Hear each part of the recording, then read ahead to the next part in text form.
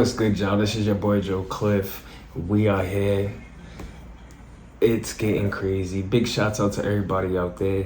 Before you do anything, make sure you hit them likes up. Hit that likes up. Hit them thumb buttons. You know what I'm saying? Hit that likes up. Make sure hit that.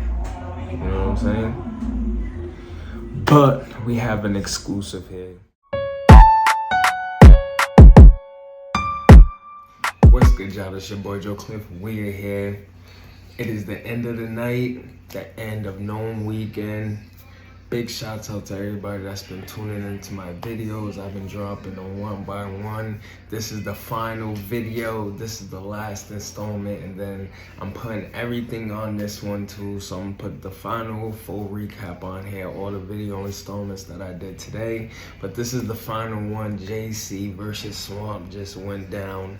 And Swamp literally just choked his way out of $120,000. First and foremost, big shout out to URL TV, Drake, you know, OVO, Caffeine, putting these events together, this Ultimate Madness tournament, giving these guys the opportunity to make life-changing money, you know what I'm saying, change the stakes of their battle rap career, because after you win a tournament like this too, also, your bag has to go up. You have to be paid more money, you know what I'm saying? Your stock goes up, you know? All of that happens. JC just literally won $120,000. So first and foremost, you already know Gerald. It was $100,000 at first, you know what I'm saying? Then Gerald McCoy came. He was one of the guest stars, guest celebrities that came up. He put up an extra $20K for the winner, and then the battle starts. Swamp goes first. JC wins the coin toss. Swamp goes first, and Swamp is instantly in his bag. His crowd control, like he translates so well into the Houston crowd and this big stage. He's killing, like, you know what I'm saying? He's punching, he's talking. He starts like, yo, I know that I don't want to hear that I'm nice shit, cause you know that Scotty shit. You know you're only 4'2". I couldn't put you 6 feet if I wanted to. I'll turn your bitch to a soldier. She about face. For the alien rum nitty, I had to become Elon Musk. So yeah, yes, Swamp was in his bag that first round. Like, it's crazy. I don't know, man. If Swamp could have continued to keep that pace and do what he have to do to actually, like, you know, capitalize, then the outcome would have definitely been different. JC too in that first round. That's the thing with JC. I think the big stage, he doesn't really translate well. I seen Lou Castro said, I'm gonna put that tweet in here. Lou Castro said JC's better on a big stage than he is in a small room, which is kind of crazy. I believe it's the total opposite, because the way JC punches, the way he extends his words, and he takes words and he breaks them down and he makes them into something else. Like, you know what I'm saying? You actually have to, like, it's a process, you know what I'm saying? It's a listening process when JC battles. So you actually have to take that time to listen and stuff. It's the end of the night. So, like, I don't know, his Swamp definitely had way more crowd reaction, way more crowd control and stuff like that. But JC's crowd control and things like that is also superior. So big shouts out to JC. He's like, if he's a boss, then why Jason didn't make it to the finals? Like, bro, he was going crazy. He said, I walked through Swamp with the sticks like Frank Lucas, foot on the pedal, busting out like Sherman Klump, playing with JC for the longest. He had a hangman scheme. Like, JC is elite, bro. JC is the top of the top. So that first round, I don't know, it was way closer. So that first round was so close in that battle. That's what kind of made the battle. Then you get into the second round. The second round is just as fire, just as close. These two guys, man. Swamp is in his bag, and I thought Swamp had it. I really thought Swamp had it. Like, as far as the bars, the content he was talking about, like, he was translating so well on that big stage with that crowd, and he was just, like, elevating, you know what I'm saying? He was in his bag. That's what, that second round, and JC, the same thing. JC, you know what I'm saying? It takes a little adjusting, you know, and then he reacts to his own bars, so, like, it's a little drawn out process. Then they had the time limit, so people's getting cut off short. It was a little crazy, a little hectic, but that second round, I really I couldn't. It was 1-1 either way going into the third round. And the third round is what really, it really changed the tide of things, because either way you looked at it, JC was killing them first 2 rounds. Swamp was killing them first 2 rounds. You get into the third, and Swamp picks up where he left off. He's getting back into that bag, and then he makes one stumble, and then that stumble turns into a choke, and then he continues to mess up throughout that round. So by default, you instantly lose that round, especially when you have that amount of money on the line, this tournament style setting, and all that type of stuff. So by default, like, Swamp completely lost that third round, and then JC comes in, his third round is flawless. You know what I'm saying? He's doing what JC does. He's talking, he's punching, he's going crazy. It gets down to the judges, and I think that's where it got, like, that's where the discrepancies are gonna be when it comes to the judges, because I think a lot of them took that third round. Well, not a lot of them, but Quest McCourty in particular took that third round of Swamp messing up, and he based that third round pretty much off of the whole battle.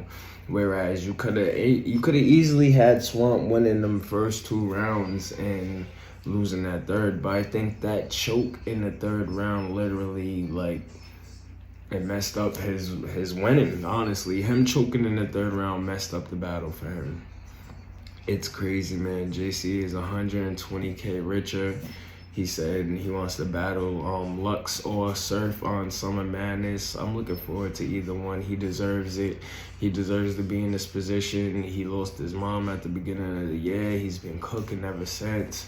So, big shots out. Either way, it would have been a big blessing to either one of them guys who won this. But big shots out to JC, man.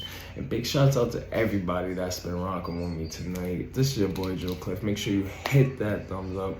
Make sure you comment. Make sure you like, share, subscribe. We are working. We are rocking. And we're going to continue to pump out content. And we're going to continue to go hard. And we're going to continue to work. So let me know what you guys thought about the Nome event in general. I'm going to do a full recap again tomorrow, but it's going to be just talking about the event as a whole and not the battles in particular. So make sure you guys be looking out for that live. We are rocking, we are rolling. This is your boy Joe Cliff. We are on the outside looking in. What's good, y'all? This is your boy Joe Cliff. We are here. It is Nome Day. It is Nome Day. Nome is today, and we are gonna be doing live reactions all through all the battles. So we just got done Danny Myers versus Nun. Like I said, I picked this to be my battle of the night. Danny Myers versus Nun was everything that you needed to start off an event. Like, seriously, high energy, high performance, high value, crazy bars. Everything was a go. Nun starts. Danny Myers wins the coin toss. The coin toss. And he chooses to let Nun go first. So Nun goes first. Nun is going crazy. He's going crazy. His first was kind of long, but he was dropping bombs. He had a Morgan Freeman bar saying Danny been old his whole life like Morgan Freeman. Danny been old his whole battle rap career like Morgan Freeman. He had this crazy chop and screw bar. He said we don't want to hear all them pyramid raps and all that other shit. Me in Houston, you're gonna have to chop and screw it. Like, no bullshit. Nun was going crazy in that first round. But Danny is Danny. Danny comes in his first round, he rebuttals. He rebuttals the chop and screw bar. He was like, if you put in chop and screw, I'll have an auto-tune. Some crazy. Like, Danny is on a next level when it comes to the rebuttals. We gotta talk about rebuttal getting crazy. Danny is probably one of the best rebuttalers in the game. Like, that first, his first was pretty much all freestyles. He was just rebuttaling. He was rebuttaling most of Nun's round while freestyling, going in and out of his first round. That's why I kind of gave Nun that first round. Danny dropped some bombs with the rebuttals, but his first round was kind of all freestyles. I think he got a little nervous or something. You could see him shaking, so I think he got a little nervous, forgot his first round, but he did execute. His freestyles was crazy, but I did give Nun that first round. Second round, Second round, I would edge Danny. None was going crazy too. He was going nuts. But Danny, man, like I said, Danny is just way too much when it comes to like the performance, when it comes to the rebuttal and the freestyling, all that type of stuff. So I edged Danny the second and third round because that's like, I don't know.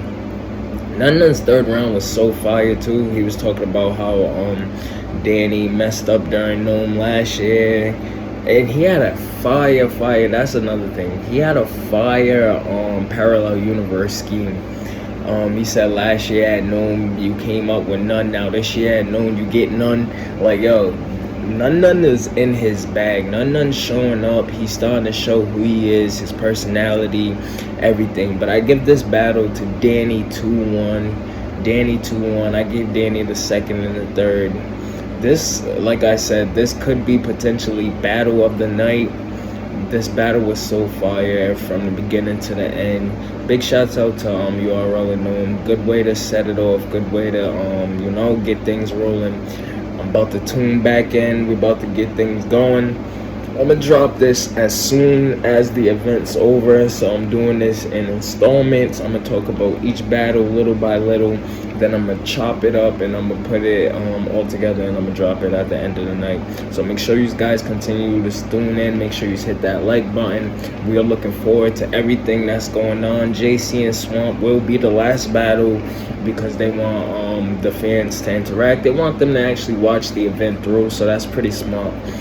So big shouts out to URL. But from here on out, I'm gonna do these videos chop by chop, and you know what I'm saying, I'm gonna put it all together and I'm gonna drop tonight. It's your boy Joe Cliff. Holla at me. We on the inside out. See, this video right here is gonna be more of just the observance than a recap. Geechee Gotti versus Hollow the Don just went down. Shouts out to the GOAT, one of the greatest of all time, Hollow.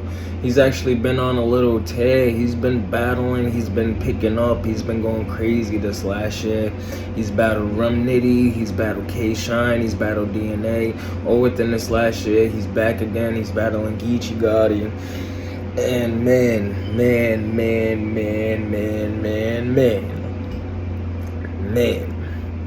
First off, I want to say, what comes up must always come down. That's what people don't realize. What goes up must always come down. And honestly, we're really seeing that right now with Geechee Gotti and his career, and just the fans turning on him and just not being what he used to be as far as performance, as far as skill level, as far as excitement and things like that. Like, a lot of people are starting to say it's becoming repetitive. He's freestyling through rounds. He's not really saying much. The bars and the punches are mediocre and things like that. And it's kind of starting to translate during these battles if you're starting to pay attention. Like, honestly, the way Geechee Gotti started this last year, we had him versus Mike P. That was probably one of the craziest one-rounders ever, as far as somebody, like, they were saying Mike P got 3-0'd in a one round. And the year was looking up for Geechee Gotti from there. He ended up winning. He won Champion of the Year again for last year, so 3-time Cody winner. You know what I'm saying? He won $100,000 last summer with Rum Nitty at the Ultimate Madness tournament and things like that. And now we're starting to see, like, how once you get to that peak, if you don't like transition, or if you don't like take that next step to actually be better, or you know what I'm saying, to actually kind of change yourself a little bit, we see how people are starting to get, like, fans are fickle. One of the biggest things I always say is, when it comes to the entertainment industry, especially nowadays, because it's so recyclable. Like, you literally have new music coming out every Friday. You have battles and events every week. Literally, there's a new event every week, whether it's a smaller league, whether it's URL, Ultimate Madness, all that type of stuff. It's literally battle after battle, event after event, and things of that nature. So, you know, you're getting these fresh new faces coming in and out. You're seeing new things, new people, and you're just getting like a new look on certain aspects when it comes to battle rapping thing and just entertainment in general. We're just going to be talking entertainment in general for now. So when it comes to entertainment, it's like fast track, it's fast paced, it's digestible, and you have to actually make your mark and do what you have to do to continue to keep yourself right there right now. Like even with Drake and his last album, a lot of people aren't really feeling his last album because it's a dance album. But if you're paying attention to the industry, the sound, and like where things is going, like most of the artists lately, since Drake's album, we had Drake and Beyonce, two of the biggest artists in the industry right now, release. Beyonce released the dance song, Break My Soul, and Drake released the dance album. Now you have people coming out with these dance cuts. Burna Boy just released. He has that. It's more of an African type music, but you know what I'm saying. It has dance roots and things like that. So, like, you see where the industry's going, and you gotta keep up, or you gotta be ahead, and you gotta, you gotta be ahead of the game, and you gotta lead and pioneer when it comes to that certain stuff. And we see Geechee Gotti right now, he's not doing that. He's staying the same. He's going into these battles not really caring. We hear him all the time. I could show up 50-70% and beat people and things like that. So like it gets a little crazy when he actually admits to these type of things, and then you see the way it translates in battles. Because if you want to be honest, people got him losing his last three. Well, this Hollow battle, I'm seeing a lot of the same thing too. People have him losing. Going into the third, people are saying Hollow 2-0. Hollow's second round was light, and people are saying Hollow still won that round. And that's the thing too. Hollow's not really doing much to transition and take it to the next level when it comes to being different as far as battle rap and what people are doing right now. So it's a little lackluster on Hollow's performance in part two. So you're seeing, like, I honestly thought this was gonna be a fire battle as far as style clash and the two totally different types of battle rappers they are and what they could bring to the table. And during the face-off, Hollow was saying, "Oh, I'm on thin ice," and things like that, and he was talking like that and saying a bunch of other stuff. But now we're seeing, man, I'm literally seeing what they're talking about. Like, some of these people really can't keep up, or some of these people, they just lose grasp of what they have to do to actually win these battles and stay ahead. And I'm not saying that's the case for Hollow or Geechee, but that's just what it looks like, especially in Geechee's part. Because you become content with, the product that you're putting out, especially if you're continuously winning awards, you're at the top of the game, you're being paid top of the top prices no matter where you go, whether it's a one-rounder, you're getting 10 grand for one-rounders and stuff like that. You know what I'm saying? You become content and you're like, oh, I'm at a place where nobody could really touch me or nobody could stop me. And we're seeing that, honestly. Geechee's first was fire. His second, he started good. He had he took the LOM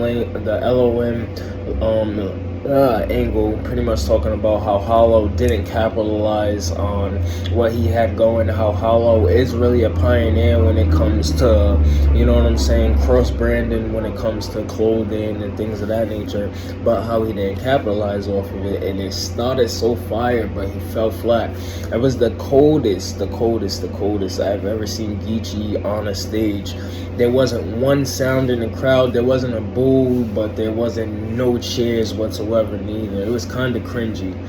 So I don't know, man. I'm just looking forward to, I'm hoping he takes some time off, he revamps, he does what he has to do to switch it up a little bit.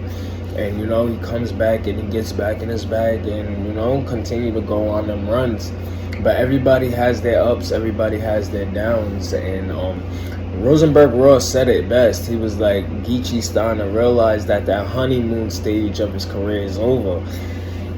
And you seen it in his face during the Hollow second, because Geechee is going first. Hollow won the coin toss, and he elected Geechee to go first. So you see it in Geechee's face when Hollow's rapping.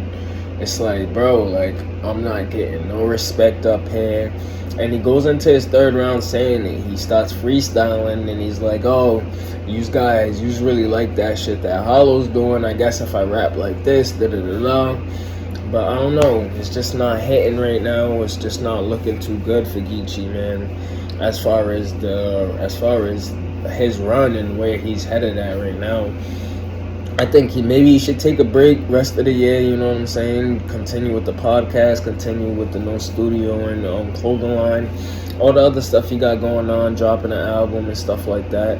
And, you know, just let battle rap breathe for a little bit, come back the top of next year, the middle of the next year, big card, because, you know, that's what it's going to be. Geechee is a big card, big name, so it's going to be nothing less. Big card, big name, and just show and prove. That's all he has to do, honestly, and I hope he does it. But as far as right now, people are saying Hollow the Don won this battle. And then, like I said, this is more or less of, you know, just me being observant than a recap. Because it's kind of crazy, man. Hollow's not actually, he's not going crazy, but he's not losing either. That's the crazy part about it. It's not like he's a different type of Hollow or he's in his bag, but it's just Geechee's lackluster. So big shouts out to Hollow the Don, big shouts out to Geechee Got It. We are tuned into Nome 12. I am going to be going live after this, and make sure you guys like, share, subscribe. This your boy Joe Cliff. You on the outside looking in, holla at. It's your boy Joe Cliff, and we are here, we are rocking. Battle of the night. It just got a little crazy. Eazy the Block Captain, bro. Eazy the Block Captain is this generation's great, like, seriously. I don't see nobody really clearly beating Eazy. I don't see nobody going over on Eazy. I don't see nobody necessarily taking Eazy out. When he says Nome 1 through 10, y'all got it. Nome 11 through 12 is mine's. 11 through 20 is his. I believe that, bro. I really believe that. Shouts out to Eazy. He's so fire. Goodz versus Eazy. I got it cleared. Gentleman's 30. Not saying Goodz wasn't fire. Like, Goodz is good, bro. Like, Goodz is always gonna be Goodz. He's always gonna have them lines. He's always gonna, you know, step. He's always gonna come out. He has that presence, that aura, his cadence, like everything he raps about. Goodz is just Goodz. Like, you know what I'm saying? But Eazy is really the veteran slayer, bro. Like, we seen it time and time again. Him and Chess had the classic last year. He cleared K-Shine, cleared A-Verb. You know what I'm saying? Just cleared Goodz. So it's crazy. First round, Goodz goes first. He's like, Goodz had some fire though, like, and you know, Goodz is funny. Like, he has them lines. He's funny. He's witty. He's like, looks like you could whistle with your mouth closed. Every plug, you know what I'm saying? Every plug wears gold. He said, Bluetooth can't see me. Plugged in, still connected. Like, you know what I'm saying? Bluetooth, you can't see it, but I'm plugged. I'm still connected. You know, he was kind of talking about what Goodz talks about. He was talking about the worker versus boss thing, how gun titles is gonna hold Eazy back. He was like, made 30K in a storm, that's a rain check. Goodz was fire in this first round. He was cooking, he was doing everything that Goodz do, you know what I'm saying? But the difference is energy. Energy is the difference when you're in front of that many people like that. Like, seriously, this crowd is deep right now. Looks like a packed house. You know what I'm saying? Like, and that energy that Eazy has, like, soon as Eazy, before he even starts, the people in the crowd are screaming, turn his mic up. turn his mic up, you know what I'm saying? It's just little things like that, and so like the difference is like the energy and everything that you put in. Like when you have that type of crowd, they feed off of you and things like that. So the way Eazy does it, how Eazy steps, what Eazy talks about, like it's so relatable, it's so real, it's so authentic, it's so raw, and then he punches at such a high level, bro. Like, you know what I'm saying?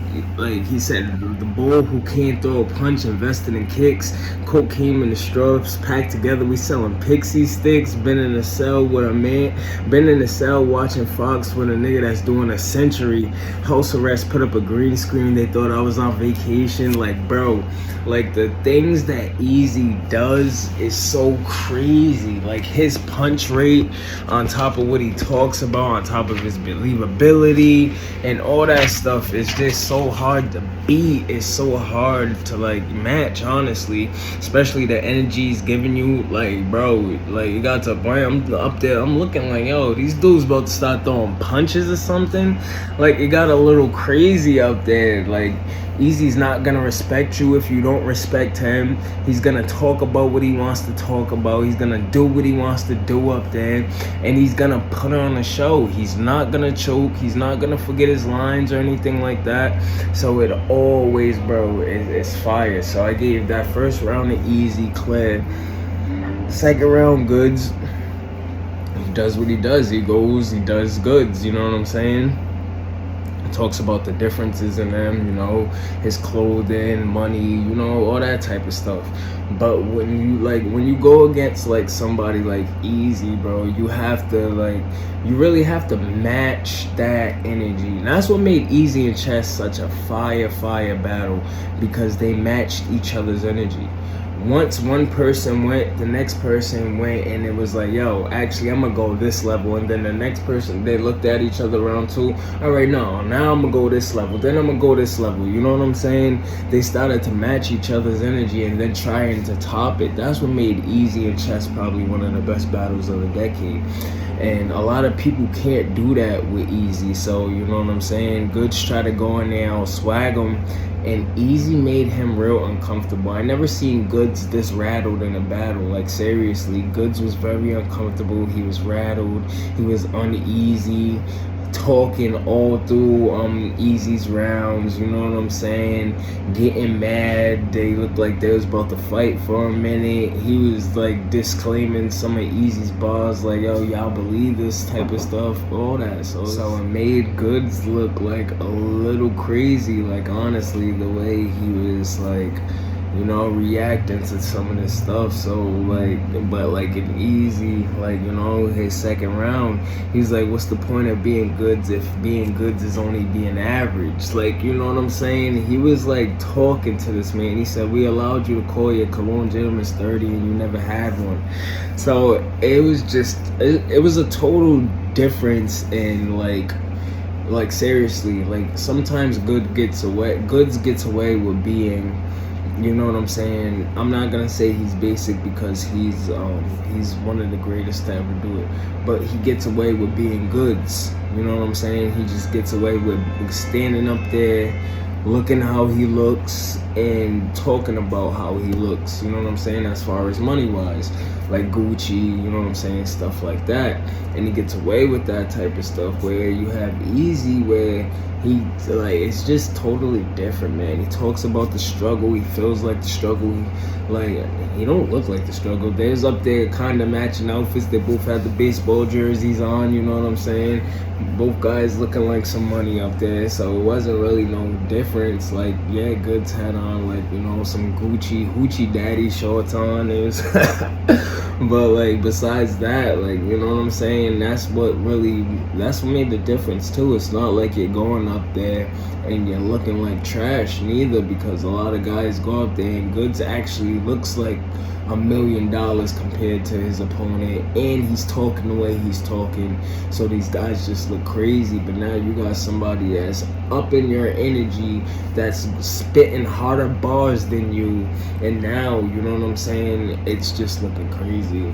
Long story short, I got Eazy the Block Captain 3-0. Twitter was going crazy through this battle, so I'm gonna put some of the tweets, I'm gonna put some of the reactions in this video too.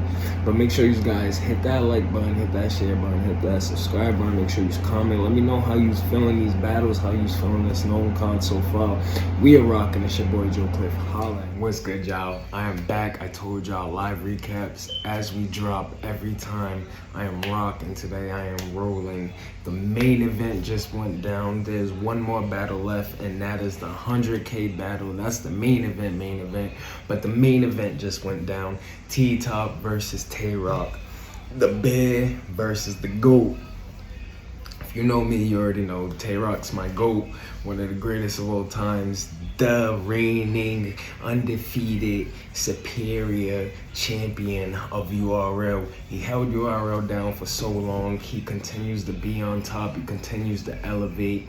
And it's kind of like what I was saying about Geechee. The difference between like people with like Tay-Rock and stuff, like Tay-Rock had a moment where people kind of like turned on him, but he used that to fuel his fire, and he actually transformed and transgressed and went through all of them trials and tribulations to actually be who he is today.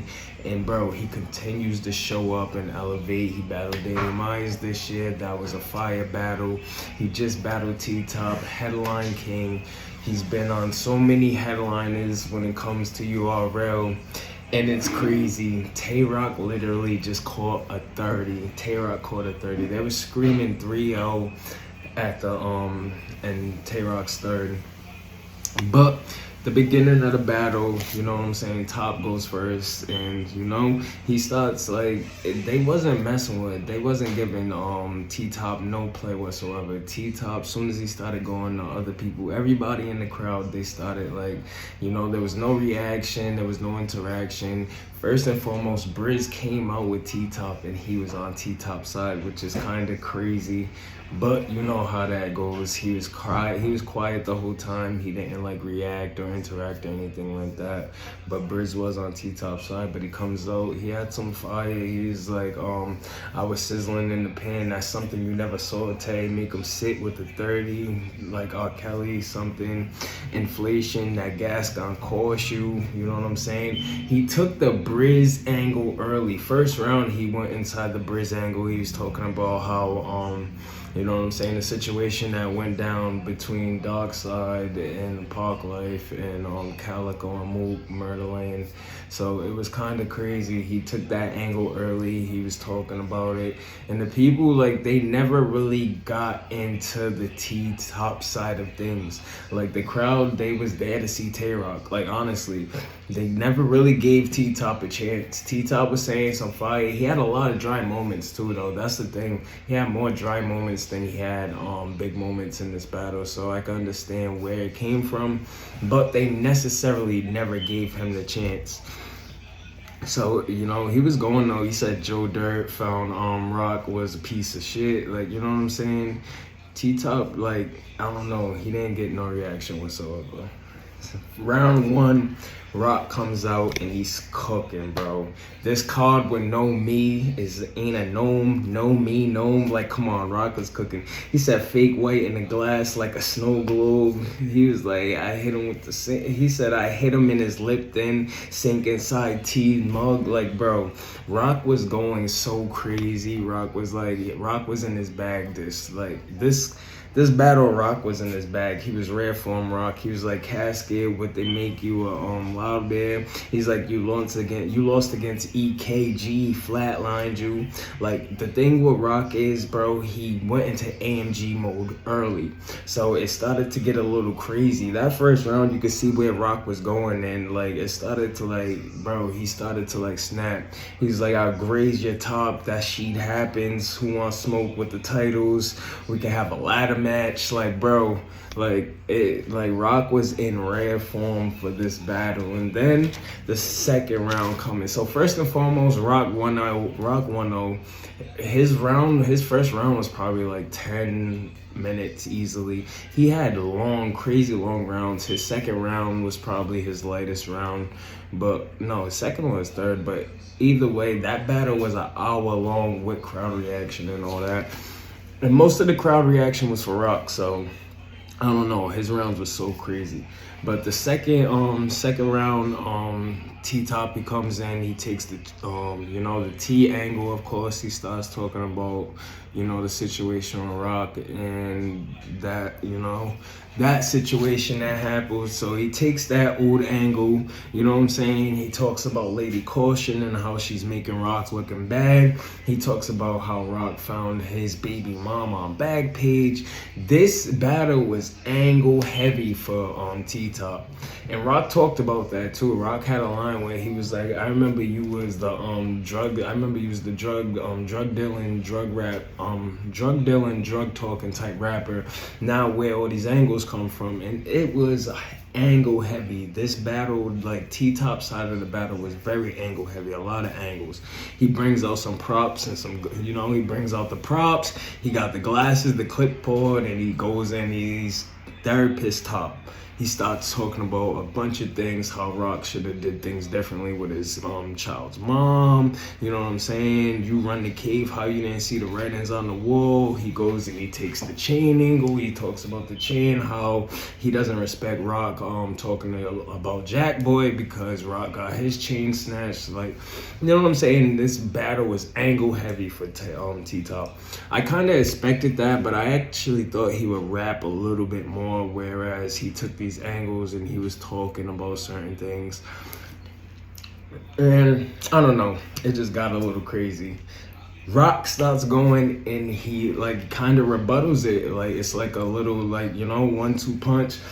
He talks about like, yo, how you speaking about Lady Caution when that video on your baby mom came out? You know what I'm saying? That actually neutralized T-Top's whole second round, because T-Top's second round wasn't bad. It was a little cringy at first, but then it started working. So, Rock says that, and then that neutralizes the second round. And then he was like, you'll go on strike if you know what I just made. You'll go on strike again if you know what I just made. Tay's curse like I was born on 6/6/06, my date of birth. Oh my God, drive by the visual, shoot everybody the last visual, like come on, post something, follow, catch a technical. Tay-Rock's bars, bro. He was in this mode, like he took this battle very seriously, because I've seen people were saying like T-Top had an opportunity to get him out of here, and he really didn't capitalize, honestly, man. And Tay-Rock did. His rounds was super extended, super packed, heavy rounds. He played into the crowd, he played into the cameras, he performed well. You know what I'm saying? He did everything he was supposed to do as a veteran, and that's what makes these guys hard to beat.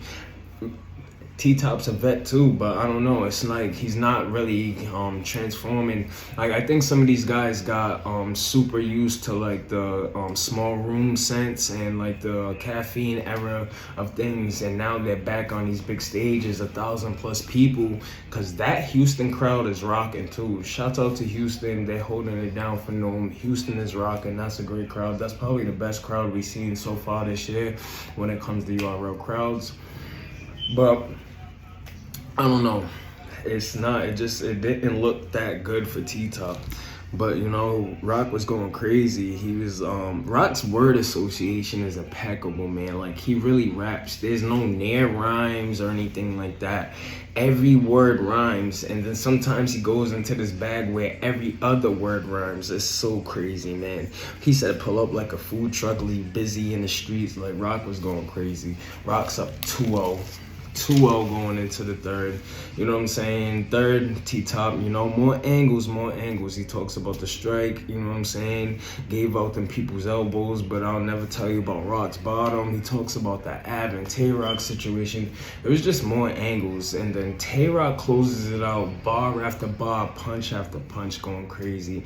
And he does what he does, man. So big shouts out to Tay-Rock. I got Tay-Rock with the gentleman's 30 bars, performance, everything that you could look for, everything that you want and need from Tay-Rock, it was here. This was a stellar performance. The rounds are super extended, super long, but they're super packed. So make sure you guys check this out. This is your boy Joe Cliff. I am about to go watch this JC versus Swamp battle. $100,000 on the line. We rocking. This is your boy Joe Cliff. Make sure you hit them thumbs up button. Make sure you rock. We on the outside looking in. Holla at me.